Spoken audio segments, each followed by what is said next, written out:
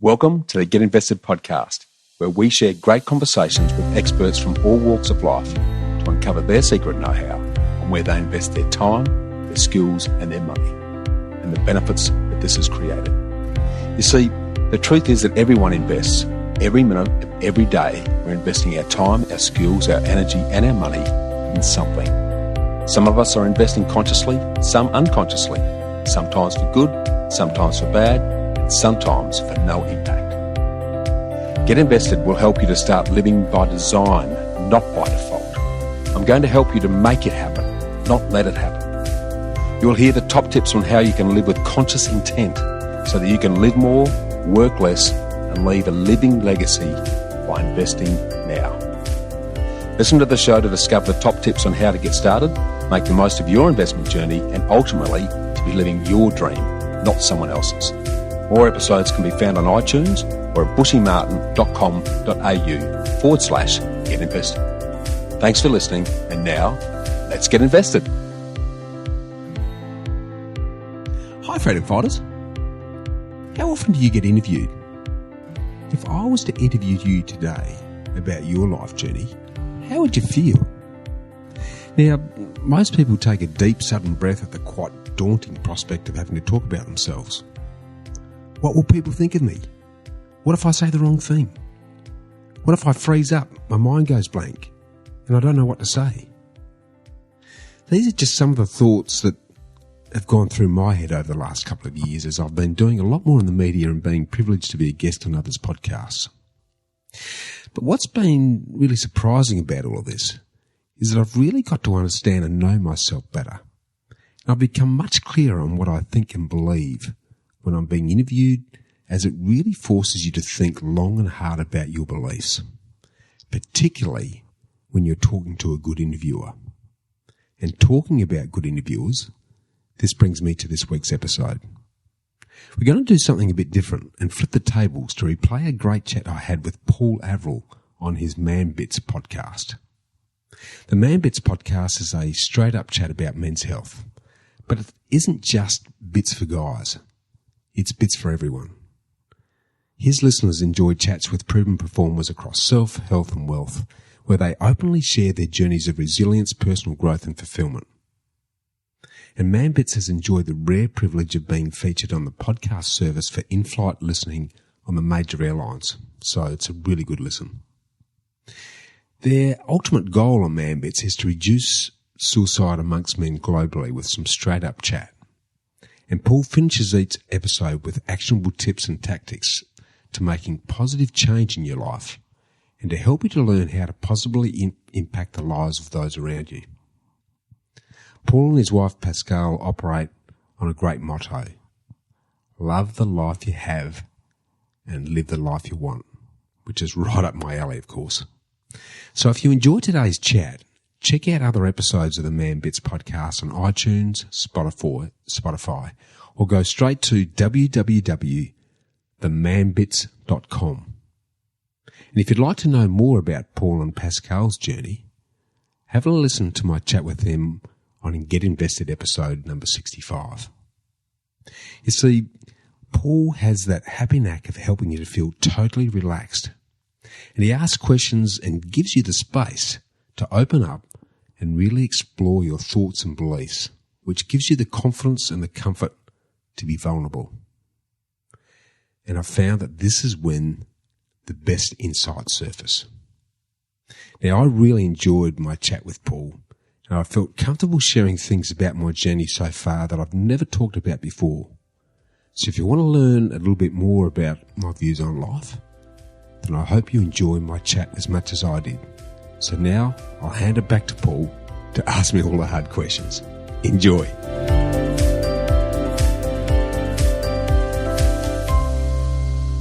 Bushy Martin, it's an absolute pleasure to have you on my show. Welcome. Thank you, Paul. I've been looking forward to it, mate. So looking forward to a great deep dive and sharing some great chat. This is a double whammy this week for us, isn't it? Because earlier this week you interviewed Pascale and myself for your podcast, Get Invested. So it's so great to be able to reciprocate. Yeah, thanks, mate. I feel like I know yourself and Pascale a hell of a lot better than I did at the beginning of the week, mate. And you might not like everything you've got to hear about me by the time we finish it, mate. It's too late now. Good stuff. Maybe if you could paint a picture of the present day Bushy, like how do you do what you love and love what you do? Yeah, mate. Well, it's been a long time coming, and I guess it's taken my wife Sonia and I 20 years to put ourselves in our current position, in what we like to colloquially call living by design. And we live a sensational lifestyle on the back of building a very strong property portfolio. And as a result of doing that, given the success we've had in that regard, we've really now built a business around helping other people to do the same thing. So we've got a real lifestyle business, Paul. We live on a beautiful property which we call Homestead HQ here at Clarendon in the beautiful Southern Vales region in Adelaide. So we live on a homestead that looks down the valley. We wake up to the sounds of the kookaburras and the kangaroos bouncing across the hill. We've got 3 beautiful smiling Samoyed dogs. And we live and work and play on the property. So, I guess part of the big change, but life's really in 2 halves, mate. It's before Sonia and after Sonia. That's really how I'd like to describe it. And the before Sonia was very much chasing the corporate ladder and all the normal trouble we get ourselves into.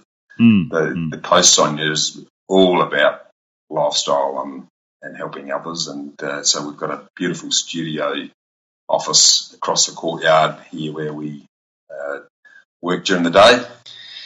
And then walk back across the courtyard at the end of the day to go and play piano or do some of the fitness work that we love doing. And yeah, we have an awesome life, mate, and I get a lot of satisfaction out of now helping others to achieve the same thing, because I guess one of my biggest fears and greatest frustrations is seeing how hardworking Australians are continuing to go down that old model of work hard, get married, have kids, buy the home, get a massive mortgage, put your money into super, and then hope that when you stop work that's going to enable you to tick off your bucket list. The reality of that model is very sad, and I've done a lot of work around that and a lot of research around it in the book that I've written to help people to open their eyes to the opportunity. Yep. And the sad reality of that is that most people are either going to have to continue working way beyond retirement age or learn to live on a fraction of what they're currently doing, mate. So a big part of what we do is, and what I love doing is actually opening people's eyes to that opportunity and then giving them a framework and a way to work through that so that they can start to live more now, work less, and live their legacy later on when they want to, mate. So that's a meandering around it, but that's pretty much where we're at in a nutshell at the moment anyway, mate. Brilliant. And I mean, there's a few questions that came out of that for me.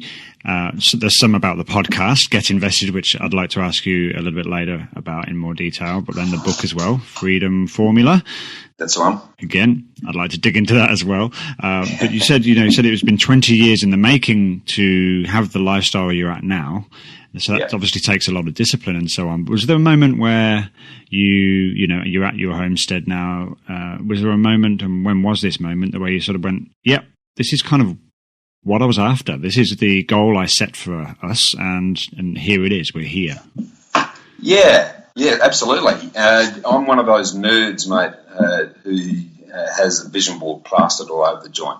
Oh, yeah. So for many years, over 17 years, I was an architect and a project manager, and you become very visual in the way you plan your life. I guess the subtext of being an architect is you spend your whole life imagining what something's going to look like and then working backwards to today and then taking incremental steps to get from a vacant block of land to a finished building or a complex of buildings. And that starts to become your modus operandi after a while. So when Sonny and I got together, the very first thing we did actually, because we'd both come out of pretty ugly relationship splits, and I'll go into this in a bit more detail shortly, but it was a real ground zero moment for me, pretty much starting again from nothing in my mid-30s.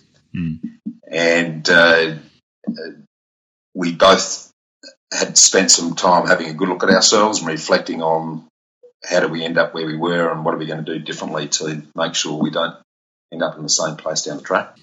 Yep. So we actually sat down, and it's really funny how this worked out, but we actually, on a Sunday afternoon, we sat down in a little little restaurant that we just stumbled upon here in the edge of Clarendon. We were living nowhere near Clarendon then, by the way. But it was we just found this place, walked in, sat down, ordered a feed, and then started to work out what did we want our ideal life to look like. So we sort of painted out our perfect day, perfect week, year, where were we, what were we doing with who.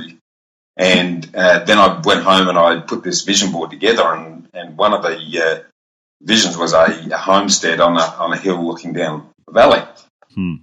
Because I'm a country boy, that's where the bushy comes from. So a sense of space and tranquility and serenity is big on my value set. That puts me in the right sort of zone to be a good human when I can take in long-range, uninterrupted views and enjoy the peace and tranquility of nature, so quite grounding in that respect. And we monetised that vision, so the house on the hill plus a whole bunch of other stuff that we're now doing was a big part of that, and like playing piano and keeping fit and travelling and the dogs and all the rest of it. And it probably wasn't until my mum passed away about 5 years ago, Paul, and at that stage we were living in a house which we still own, but just around the corner from Mum's.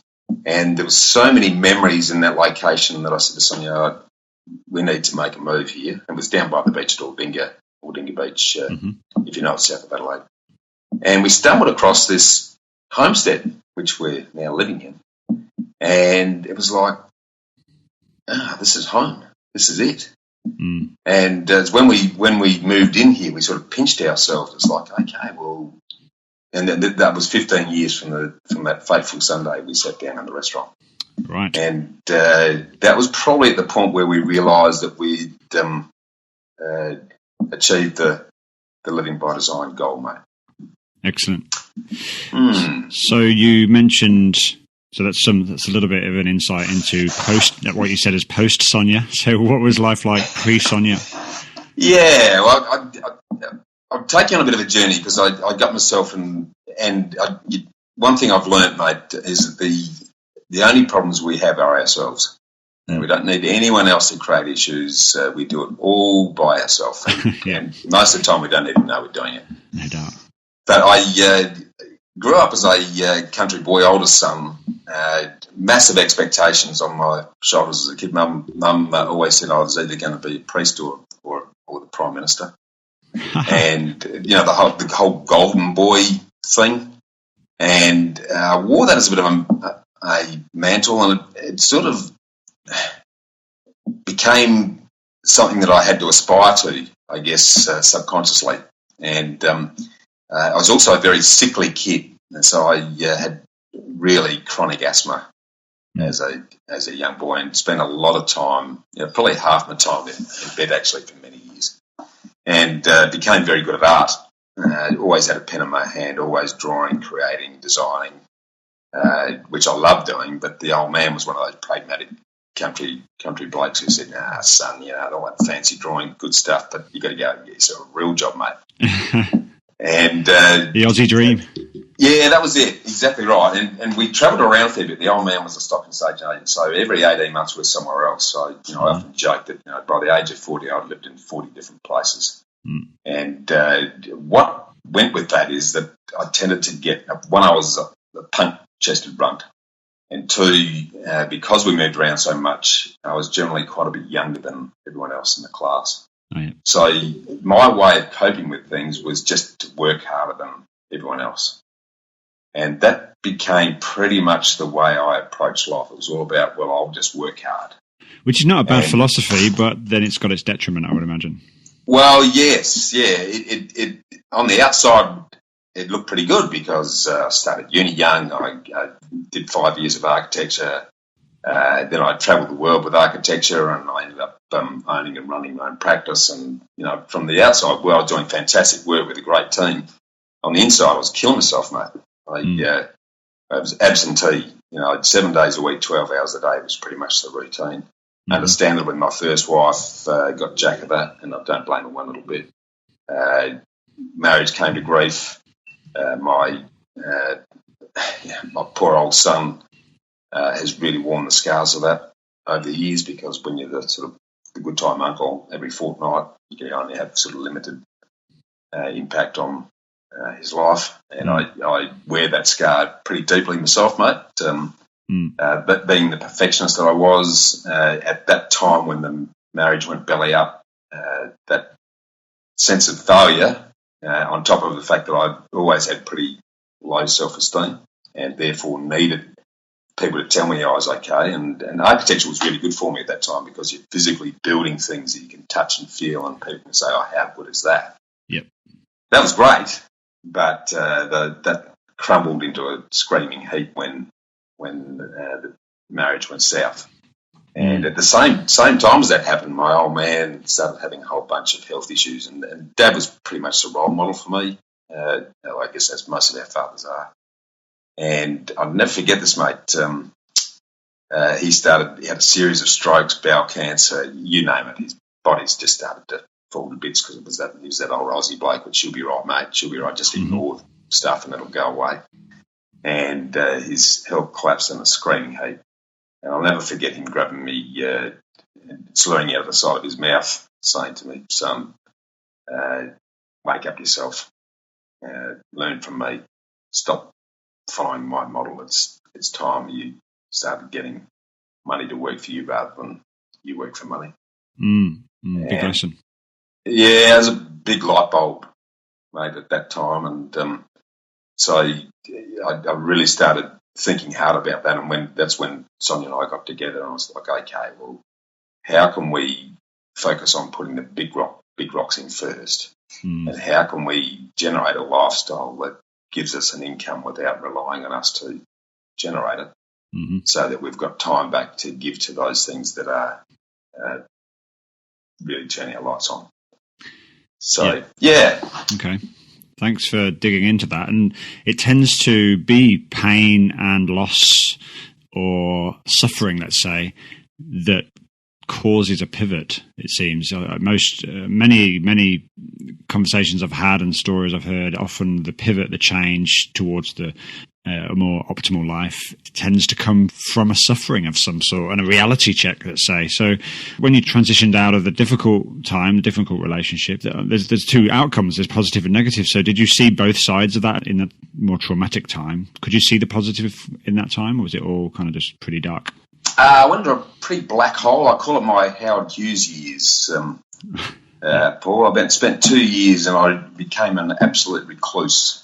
And I actually did my master's in business at that stage as an excuse to withdraw from the world, actually.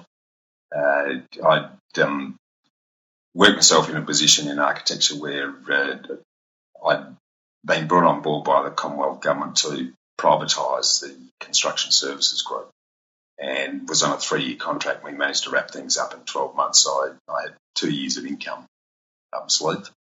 And I just used that time to do the masters, but also to spend a lot of time in self-reflection. And yes, it was very bleak, very dark. I was very hard on myself at that time because one of those guys that they brought up, you only get married once, you get married for life. And so I took that as what I perceived failure very hard, particularly given the impact on my son. And but you're right. If I look back on it now, it was that great book, The Obstacle is the Way. It's so true, mate. I took more learnings from being forced to do that self-reflection and we wouldn't be where we are now if it wasn't for that hurdle. So while, if you had asked me at the time, I would have said, "Oh, this is crap."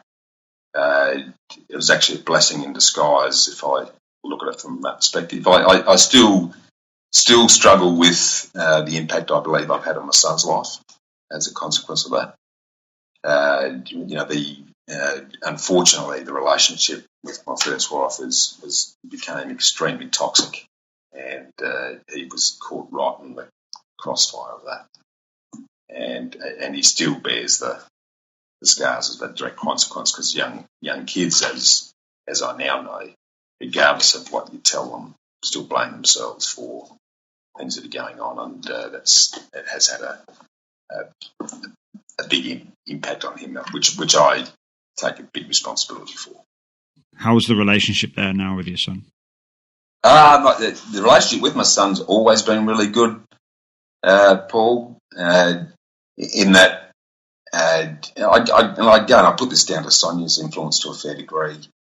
I've always been very open with Adrian, always been very accepting and loving, and contrary to the old typical Aussie bloke thing, Adrian and I have always been very affectionate with each other, and always telling each other we love each other. And I felt the real need to do that, because my time was concertina a fair bit, 2 days out of a fortnight. It's not long, when I really wanted to have a meaningful influence on his life. So we've maintained a really good relationship through all that, but some of his choices, as a consequence of the dynamics between his mum and I, I'm sure has led to some situations that have created a fair bit of pain for him. What would you love to see for him, say, moving forward? Yeah, I think because I still believe underneath all of this he blames himself for our situation. I'd just love for him to know that that's not the case. And I repeatedly tell him that, by the way, but saying something and feeling something is very different when it's been embedded from an early age. So just to have that cloud lift from him, to know that he had no impact on that situation, and to know that he can do anything that he sets his mind to. Because I think he probably suffers a bit of that same low esteem and perfectionism exercise that I carried, so a bit of the DNA is probably transferred there. And to be able to lift himself from that and break some of the habits that he's got himself into would be my greatest desire, mate.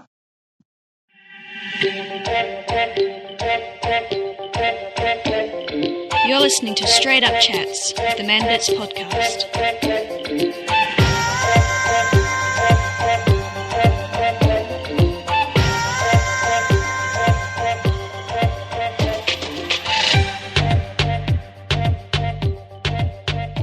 This is a good opportunity, Bushy, I think, to jump into the middle bits. What do you think? Why not? Why not? Let's do it, mate. What are the middle bits? Hit me with it. the mind boggled. It seems that on many podcasts, yours, mine, and many others, there's a certain section where we throw a few quick-fire questions out and see how you cope. I've got my dancing shoes on that. Perfect.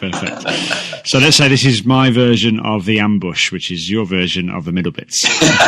Love it. Okay, let's do it. What's your number one tip for a fulfilled life? Fulfillment for me, mate, isn't happiness. So I'm going to go around this a little bit. And I think that if I look back at the times that I've feel most fulfilled, it's when I give to others without ever expecting anything in return. And that is my number one tip, is just to give without anyone knowing you're giving, and give without ever expecting who you're giving it to do anything as a result of that. And there's just something that took me a long time to learn, by the way, mate. And again, that's the Sonia influence coming through. But every time that we continue to very quietly help others and do things for others that quite often they're not even aware of, there's this amazing sense of fulfilment that comes from doing that. Now, in saying that, we're pretty privileged, though, mate, because we put ourselves in a position where our income needs have been looked after, and it doesn't require a lot of our time to do that. That gives us the freedom of time to be able to do some of those things. So, a couple of the big rocks for Sonia and I, one of our lifetime goals is to eliminate pet euthanasia. And would you believe there's over 200,000 abandoned pets that are put down every year in Australia? And at the same time, there's about 100,000 homeless people out on the streets in the country each and every night, and most of those are under 25. So one of the fulfilment rocks for us is that we've developed some initiatives in the business where, because part of our business is a finance broking business, so for every dollar we save a client on their home loans, we're donating a day's worth of life-giving water to homeless people in Ethiopia. But at the same time, we're also donating to a group called Living at Rough, who provide for the health and dietary needs of the pets of the homeless. Because what normally happens, mate, is when someone ends up homeless, the pets get taken away and put down. This group actually keep the pets with the homeless, and it's been proven over time that the companionship and hope that comes out of that for both the pets and the homeless is a big step in helping them get back on their feet way earlier than what they otherwise would. So we've got this blessing of having our business and the investments that we've put time and energy into, giving us both the time and the income to help those in need, and that from a very selfish perspective, that gives us a massive sense of fulfillment. And that sounds like you've given it a lot of thought. You're very detailed in how you pay it forward, how you get that fulfilled life. And so it's great to be able to, as you've created the time for yourselves through your investments, you've actually created the creativity opportunity to think about how you contribute. And that's really important. Yeah, it comes back to the intent exercise again. Everything we do is with intent, and that's, well, and we'll probably talk about this later, but a big mission for the Freedom Formula is to wake people up to start designing their life rather than let life happen to them. So, yeah, sorry, mate, but that's a big answer to what was supposed to be a short question, I think. Short question, long answer. I'm happy with that. So what's a lesson that you've learned since school that perhaps should be taught in school? Wow, I love this one because there's so much that needs to be done. One of them is exactly that, to teach people to live with intent so they can design their lives and make it happen. That's number one.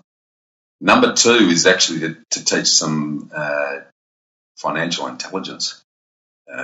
There's just we live in the land of plenty, and there's no excuse not to be setting ourselves up financially to be able to enjoy the fulfillment that we just talked about. But no one does it. And all we're taught is to go out and get a job, work hard, and that becomes a treadmill that you can never get off. So that financial intelligence is a massive thing, and wouldn't be difficult to institute, by the way. No. And you know what? There's a huge amount of people. Every time I ask that question, that's one of the main answers. There's probably three answers that come through most commonly. That's one of the most common ones. Emotional intelligence is another one. Self-awareness. Is there a mentor, coach, or even an inspiration that you can talk about? Obviously, I think your good wife Sonia is on the list there. But she is massively. She is. She's a great rounder, mate. I'll describe it this way, mate. I think as you evolve through life, What's that old saying? When the student's ready, the teacher arrives. Yeah, something like that, yeah. And what I've found is as I've gone through life's evolution, the influences and mentors tend to change. So if I look at, again, if we look life pre-Sonia, back in my perfectionism architecture days, my hero was Leonardo da Vinci. You know, the Renaissance man, the universal man who was good at absolutely everything. He was pretty much the model for me. And that was a big reason why I got myself in strife, because I couldn't. It was either 100% or nothing for me. So big shoes to fill. Yeah, and good and bad with that. So and you can, what tends to happen in that scenario is you get 99% right, but you whip yourself for the 1% you didn't. Then when the light bulb moment happened, mate, I had what I call my Kiyosaki moment. So when Dad had that chat about you better wake up and get money to work for you, it's funny how these things happen, but Robert Kiyosaki was actually giving a talk here in Adelaide. So I went along and had a listen to him, and the big passive income penny dropped. And I talk about this in the book, my own book, but ever since then I've become not passively aggressive, but aggressively passive in terms of making sure that everything that we put energy into creates an income stream for us that doesn't need us to generate. And then probably most pitifully as well, Sonia's dad was also a massive mentor for me. And the reason I say that, Paul, is that and I don't say this very easily or often, but he was absolutely fearless and absolutely limitless in what he could do. And he gave me the courage to give architecture away, because I invested a lot of time in architecture, 5 years at uni, 2 years before you can register an architect, and 10 years in the trade. And he arrived here in Australia, broke out of Hungary during the revolution with a suitcase and 4 kids in tow. And I won't go into it in detail, but he amassed, he did some amazing things here in Australia and had 12 kids, and certainly that was imprint on the landscape. But he used to say to me, he said, "What's the worst thing that can go wrong?" Or if something came up, he said, "Did someone die?" "Oh, well, no. Well, it's not a problem then." He sort of had this amazing outlook, and the things he did, from running restaurants to chook farms to owning hotels to you name it, just had no fear of having a crack. It was like, well, the worst thing that can happen is I fail, I'll just dust myself off and have another go. So he was a massive mentor and gave me the confidence to just get in and have a crack. So the things that Sonia and I have done since then, and Sonia is a product of the same thinking. It's just the ability to get out and break beyond your own boundaries that you put around yourself and smash through those and go, well, if this is an opportunity, let's just have a crack and see what happens. What's your one word of intention for the next 12 months, Bushy? Intention. Simple. Absolutely simple, mate, because, and this is the one that I keep wanting to, and getting best, it's all about it. It's living with intent. So if you're designing your life and you're establishing your goals long term and breaking them down to what are we going to achieve this year, then intention is the thing that I want as many Australians, and in fact anyone around the world, to start living with intent. If I break it down beyond that, mate, and if I said, okay, well that's your lifestyle, that's your lifetime exercise, my word for the year this year is acceptance. Because I believe we live in an extremely judgmental, critical world. And getting more so, the more that the iPhone world dominates our thinking and our actions, where I think we've become quite gutless in the way people criticise people through that medium. It's isolating. It's creating divisions and barriers that don't need to be there. The world would be a much happier place if we just accepted everyone for who they are and celebrated the differences and the diversity that comes with that, and then just got on with it. Excellent, thank you. All right, you made it through the middle bits, Bushy. Good on you. Rightio, it's even here, mate. Well, I want to ask you a bit about the book, actually. We've brought it up a couple of times. And Freedom Formula. So, I mean, the podcast Get Invested is around designing life with intent, and the guests you have on and the interviews you have, the conversation you have are themed around that. I mean, I can vouch for that. We were interviewed earlier this week, and I think if anyone's listening who wants to hear that interview, we'll make sure there's a link for it in our show notes, because it was so much fun having the chat with you. So, but the book is, what was it that inspired you to write the book in the first place? Yeah, very good point. So I've been active in what we've been doing now, and that's helping people to realise their dreams through investment, and we've been doing that one by one for over 12 years now. And I guess because I'm impatient and because I'm very fearful for the future of a lot of hard-working Australians, and because a lot of people kept saying to me, "Oh, mate, you need to write a book about this," because the sort of process we take people through is quite eye-opening. And it became evident that a book was a great way to do it. So I've actually got 2 books out now, and the one I've just released is actually the prequel to the Freedom Formula, and that's called Get Invested, which is the same name as the podcast. So Get Invested is the wake up call. It's like, okay, if you want to get off the treadmill, if you want to have any form of long term sustainable lifestyle, you need to invest. I don't care what you invest in, but if all you're investing is your income, then you're in for a sad shock when and if you decide to try and stop work. So Get Invested is about living with intent. It's really, Get Invested covers the why. Why invest now? Freedom Formula then goes into what to invest in and how to do that. And it's as much a personal development book. So a lot of the stuff we've been talking about, mate, I start with, property is actually the last thing you think about. Property is only part of the equation too, by the way. Mm-hmm. So I talk about the wealth by stealth approach to life, where you go through what I call the capital growth to cash flow curve. So start by working out what your values are, what's important to you, visualise what your ideal lifestyle looks like, monetize that, work out how much per year that lifestyle costs, and then I've encapsulated this in what I call the freedom numbers. So work out your lifestyle income. That gives you your nest egg number, because it's pretty easy to work out what assets need to give you that level of income. The timeline is really key with that, because time is the most important ingredient in making that happen. And then it's pretty easy once you've worked that out to trickle back and look at, well, what's my capacity and what do we need to be investing in now?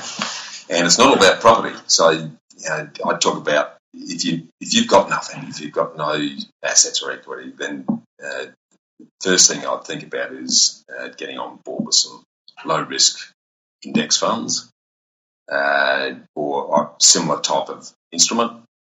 Grow a deposit, stick it in a property because of the leverage value of property. I mean, it's simple maths, mate. The banks will let you borrow 95% of a property versus 40 to 50% of a margin loan on shares and equities. Well, with the same amount of money in the bank, you've got double the asset base. So property then becomes an important part of it. But at the other end of the journey, you then translate and convert the portfolio into a tax-effective income stream, and that's going to be, for Sonia and I, it's going to be in index funds. Because set and forget, you can very easily get 9 to 11% return on your funds without any work at all. And for me, if whatever you're investing in creates a second job, then it's not an investment. Investment pretty much needs to manage itself. And yes, you've got to manage your managers and you've got to to do that time. But if it's set up the right way, you should be getting on with life, doing the things that give you the fulfilment we spoke about. Yeah. So the book takes you through that whole journey. So it's partly personal development in terms of getting clear on who you are, what's important to you, and what the lifestyle is. And then once you've monetized that, the rest of the book takes you on the journey of how to actually put yourself in that position. And it's not a one-size-fits-all formula, because everyone's needs are different, everyone's risk appetite is different, but it does give you a framework upon which to actually do that. And I call it the preventative wealth vitamins. Mm-hmm. So I've broken each of the vitamins down into the absolute key ingredients that will make or break that journey for you, depending on how you take on, mate. Well, there's a lot to take in there, because what I believe is that there's a bit of a misguided focus on where money needs to be spent in life. And I mean, like yourself, I've been fortunate enough to, not fortunate, it's that we've taken the time to educate ourselves in where our money will work best for us. And, you know, we didn't get started until well into our 30s either. And I think that it's, if somebody had said to me in my teens, any dollar that you earn, put it aside, put it into index funds and just leave it there, I wouldn't need to work now. I mean, I'm 42 now. If I'd have done that 20 years ago, I probably wouldn't need to work now. And it's a simple thing. And for those listening who don't know what index funds are, just touch base with Bushy or myself, or just look it up. It's very simple in terms of what it does. It's an investment model, as you said. We think that when we're in our 20s, that what I'd like to say is, what do we have to sacrifice in the earlier part of our life to enjoy it later? Maybe it's just going out and getting smashed at the weekend, or buying the really pricey car, and maybe drive a shitbox for a bit longer rather than getting the pricey car on HP, and maybe just avoid credit cards until you know how to use them. You know, those little things that perhaps we don't get taught, like you said, at school. It seems that many people are misguided on where they put their money, and then suddenly, as you say, find themselves at the latter end thinking, oh shit, I have not many years left of work. Well, what am I going to do? Well, you nailed it, mate. I call it the oh shit super moment. And I get a lot of people coming to me in their sort of early to mid 50s going, oh shit, my super's not going to be enough for me to be able to stop working and live comfortably. Yeah. And they'll come to me and say, Bushy, help me out. I've only got 5 years until I retire. We do magic with property. So I've got some bad news for you. I've been a massive student of sustainable success. And some great books written around this, and one of them is Malcolm Gladwell's Outliers. And the common theme amongst everything I've read is that sustainable success takes time. And it's almost a law of nature, mate, because it's a bit like, if we plant a seed today, most people in today's day and age expect to take the fruit off the tree tomorrow. But that's not how it works. If you want decent fruit and decent shade from a tree, it's at least 15 years before you get yourself in that position. And in the meantime, you go through the droughts and the rainstorms, and you've got to tend it and irrigate it. But if you've got enough time on your hands, and this is one of the key messages I try to get through to people is embrace time as your friend, not treat it as your enemy. And everyone's in this gut-busting hurry to get things done, and it just doesn't work that way. And it's just as you said, if we were bright enough and educated well to put some money into just 10%, if we just put 10% aside, the old Babylon book, put 10% aside from the get-go, because you've got time on your hands. It's a cakewalk. It's like walking along a straight road. The less time you have, the harder you've got to go, the bigger risk you've got to take. And it's like rock climbing a vertical cliff. So one thing I just continuously try to get through to people is time is the most important ingredient in putting yourself in a position where you're comfortable. Use it well. And I often say, take the time now, because most people don't, to use the time you've got to give yourself time back at the other end. No rocket science in any of that, but we use the excuse that we're too busy and there's too many other things happening and we don't have time. Well, everyone's got the same amount of time, mate. It's just a matter of putting the big rocks in first and letting the sand fill the gaps. Too busy being busy. You got it. I mean, just to kind of throw in a little bit of my own 5 cents in there is that Pascale and I mean, we aren't what I'd say super high earners, you know. Don't need to be either, by the way. No, well, that's it, exactly. That's the magic. It's like we just choose where we put our money very carefully. Like we don't own a TV. I know that's sort of weird. That's awesome, mate. But I'm very unproductive when I've got distractions, so I try and avoid the chance to sit in front of a TV. Don't get me wrong, I watch Game of Thrones, I watch Brooklyn Nine-Nine, all the cool shows. I just don't have a massive HD widescreen TV. Yeah. Anyway, you know, we don't go out drinking, but we do eat out most weeks. We live in one of the best suburbs in Adelaide. We don't go without. But we are very, very meticulous on where we put our money, and I think that's something that I would love for people to get access to is that ability to put money in the right place, you know. And so it sounds like what you're doing is doing that and helping people do that. So that's fantastic. Well, the great news, mate, is that you can automate that process now. Again, I talk about this in the book. You can automate your money management so that it's set and forget. It'll accumulate savings without you having to do a thing. And it'll also limit the amount of money that you have got access to spend on discretionary stuff. Because as you well point out, mate, it's not how much you make, it's how much you spend that makes a difference. Yep. And in this day and age, you know, a lot of us have read that Tim Ferriss classic, The 4-Hour Work Week. And while there's some fanciful stuff in there, there's some the guts of what he says there is spot on, and it's without even knowing it. Sonia and I have been adopting this philosophy of access versus ownership. So we've always been into accessing lifestyle, but only owning assets that increase in value. So you know we put ourselves in this position through being rent investors. So anything we had a mortgage on was an investment property, so it's tax deductible and it's doing some work for you.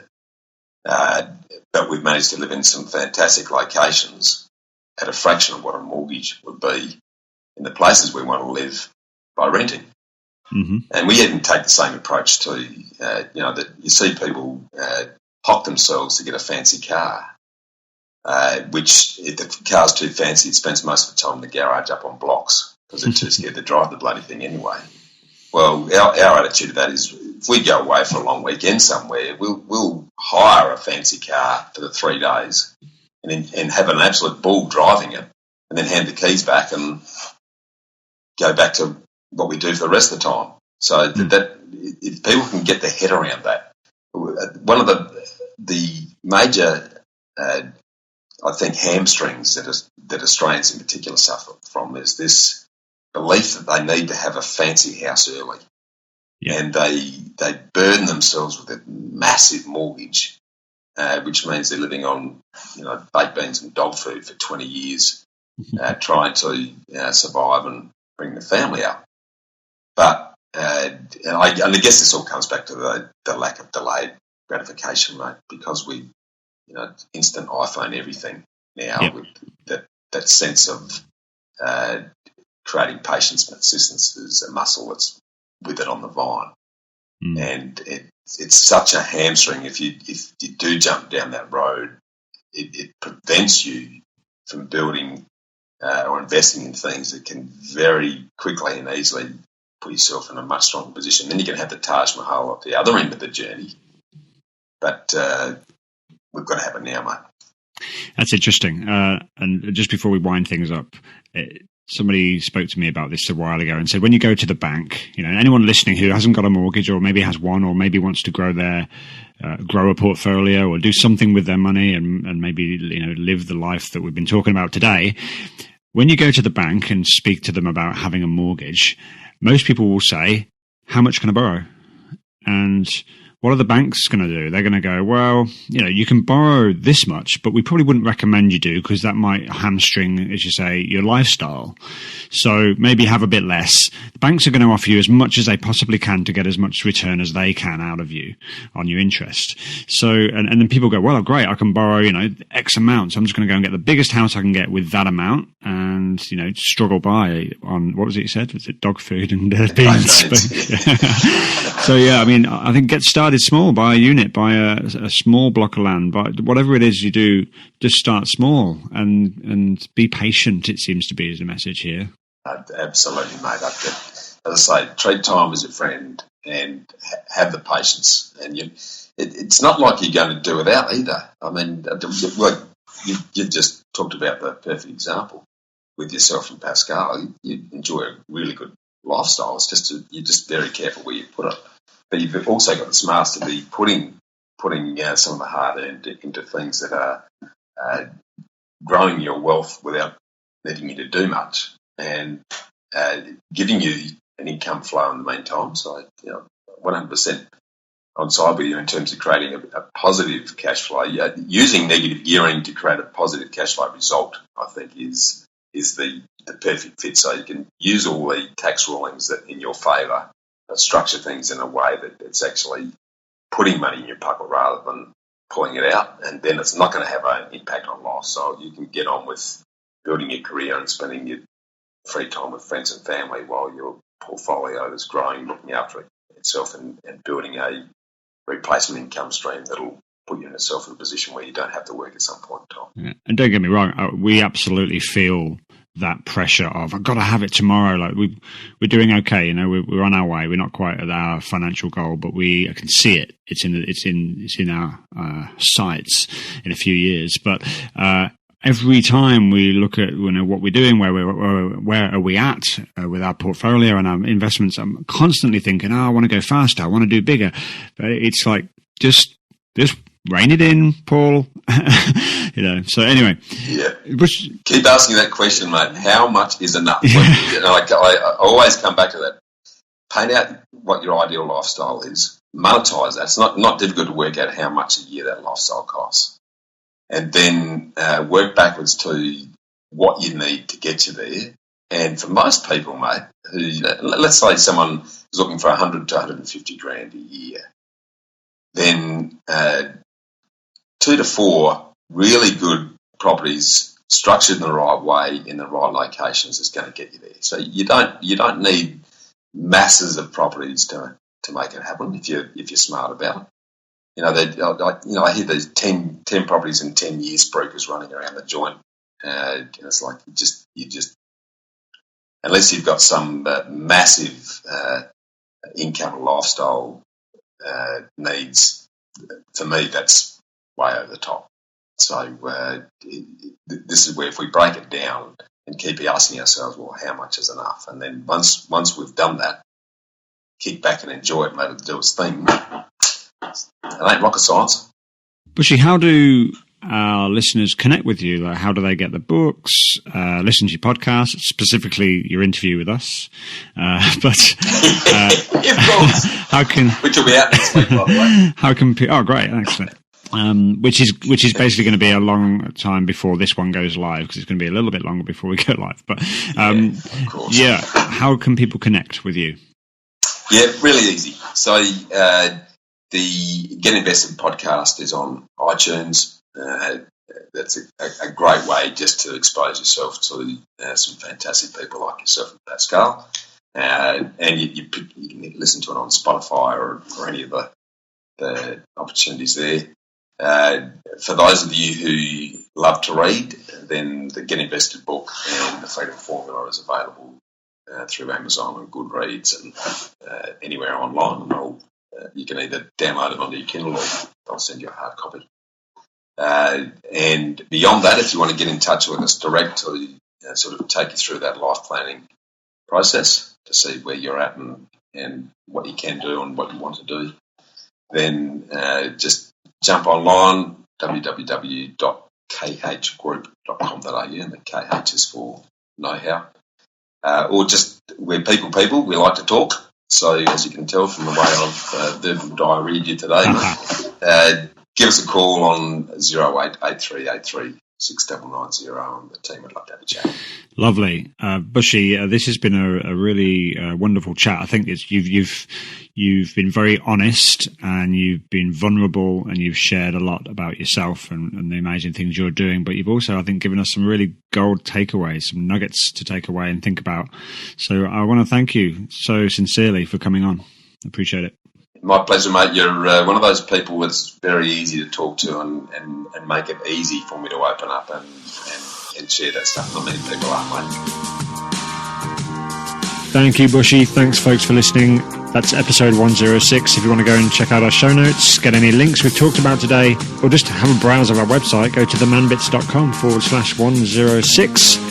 And as I mentioned at the beginning, anyone who needs support around mental wellness, there's plenty of resources on our website on the support page, manbits.com/support. Check that out if you need to reach out. And as Bushy mentioned, he's given you his details as well if you do need to get advice around money, finance and strategy for growing your own personal wealth portfolio. So until next week, see you soon.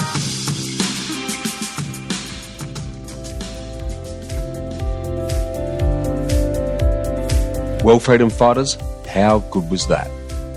To get a summary of all this investment gold in the show notes, just email me on hello@khgroup.com.au. That's HELLO@khgroup.com.au. Or check us out at www.bushymartin.com.au/get invested. I look forward to joining you next week for another episode of the Get Invested podcast. So thanks for listening, and as always, dream as if you'll live forever and live as if you'll die tomorrow.